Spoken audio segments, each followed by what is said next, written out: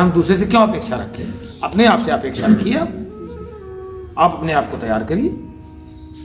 शुचि, भीतर और बाहर से पूर्ण पवित्र। बाहर से नहाने से कुछ होता नहीं है, कुछ नहीं होता है। जब आप दोनों तरह से नहाएंगे तब आनंद आएगा, तब पवित्रता आएगी। बाहर से स्नान कर लिया, भीतर से मन में राग ना हो, न द्वेष ना हो।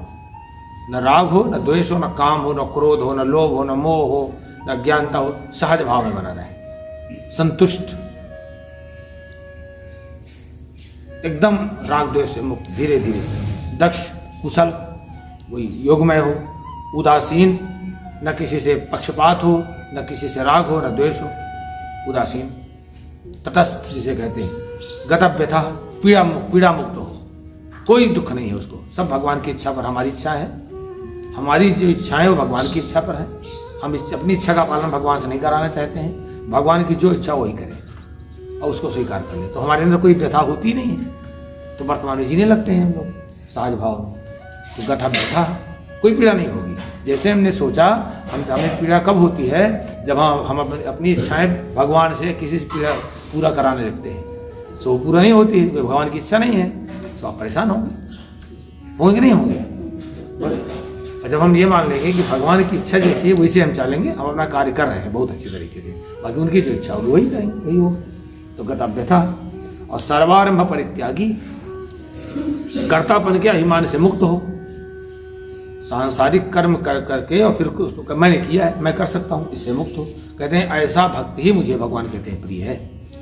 दैवी संपदा, दैवी स्वभाव वाले और आसुरी स्वभाव वाले व्यक्तियों की भगवान चर्चा कर रहे हैं।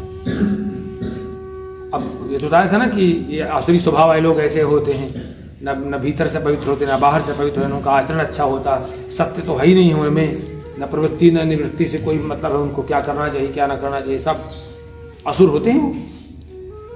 कहते हैं और उनकी एक विशेषता होती है, असत्यम अप्रतिष्ठम ते जगदाहुरनीश्वरम अपरस्परम संभूतम किमन्यत काम हेतुकम। वो क्या विचार करते रहते हैं, ये आसुरी प्रकृति वाले लोग कहते रहते हैं कि संसार जो है अपने आप ही चलता है, संसार का भगवान आश्रय नहीं, भगवान होते ही नहीं है, या वो भगवान, ये संसार जो है आश्रय रहित है, सर्वथा असत्यम, बिना ईश्वर के ही ये चल रहा है। अपरस्परम संभूतम, ये संसार जो है केवल मैथुनी शक्ति के द्वारा चल रहा है, स्त्री पुरुष के संयोग से चल रहा है, नई सृष्टि हो रही है, सब में हमारे बस है, सब में हमारे बस है। सुफी IVF में दौड़ते रहते हैं, होता कुछ नहीं है। तो उनको ऐसा क्या सोचते रहते हैं, अपरस्परम संभूतम, वो सोचते रहते हैं केवल ये संसार स्त्री पुरुष के संयोग से चल रहा है, कोई भगवान नहीं, भगवान का इसमें कोई उद्देश्य लक्ष्य नहीं है, कोई उसको उनका कारण नहीं भगवान। काम हेतुकम, केवल इच्छाएं ही इसका मात्र कारण है, इसके सिवा और कुछ नहीं है। बस ऐसा सोचते रहते हैं आसुरी संपत्ति वाले, आसुरी स्वभाव वाले। एताम दृष्टिम अवष्टभ्य नष्टात्मानुबुद्ध्या प्रवहन्त्युग्र कर्माण क्षयाय जगतो हिता। ऐसे असुर लोग जो होते हैं, जो इस तरह के ये कहते हैं कि भगवान कुछ होते नहीं है, कोई आश्रय नहीं भगवान का होता है, ये संसार इसे चलता है, केवल स्त्री पुरुष के माध्यम से चल रहा है, बस इस तरह का मिथ्या एताम दृष्टि अवलंब्य, इस तरह का व्यर्थ का ज्ञान धारण करके, सहारा लेकर के, व्यर्थ के ज्ञान का सहारा लेकर के, नष्ट आत्मना, अपने आप को मारते रहते हैं, अपना पतन करते ही रहते हैं, अपने आप को पतन में ले जाते हैं, अपने आप को मारते रहते हैं। ये क्योंकि अल्पबुद्धिया, क्योंकि बहुत अल्पबुद्धि के होते हैं। अहिता, सबका अपकार करें, किसी का भी अगर हित सुन लेंगे, किसी का उन्नति सुन लेंगे तो परेशान हो जाएंगे, कर कुछ नहीं सकते हैं लेकिन परेशान जरूर होंगे थोड़ी देर के लिए, कभी 2-4 महीने, फिर और ज्यादा, और दुष्ट आत्मा है कोई तो उसके पीछे पड़ जाएगा, जैसे का हित हो गया, ले इसको गिराओ। ऐसे लोग नहीं तो दुखी तो हो ही जाएंगे।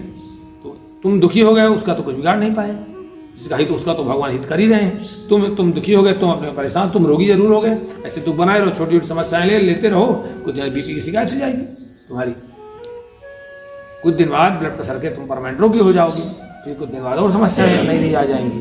तो कहते हैं ये सब अगर हम दूसरे की प्रसन्नता से हम बहुत प्रसन्न होते हैं तो बहुत शांति मिलती है। अहिताह, ये सबका अपकार करने वाले, किसी का अपकार सुनने की बुरा हो रहा है बहुत प्रसन्न हो जाएंगे। उग्र कर्माणः, ये बड़े दुष्ट कर्म करते हैं, बड़े दूषित कर्म, क्रूर कर्म, इनके अंदर दया नामी कोई चीज नहीं होती, इनका जन्म ही जगता हिताय प्रवक्षाया प्रभवंती, ये संसार के नाश के लिए ही पैदा होते हैं। ऐसे लोग केवल संसार के नाश के लिए पैदा होते हैं। तीसरा, काममाश्रित दुष्पूरम दम्भमान मदान्विता मोहाद भेत्वा सदग्राहान प्रवर्तन्ते शुचिव्रता।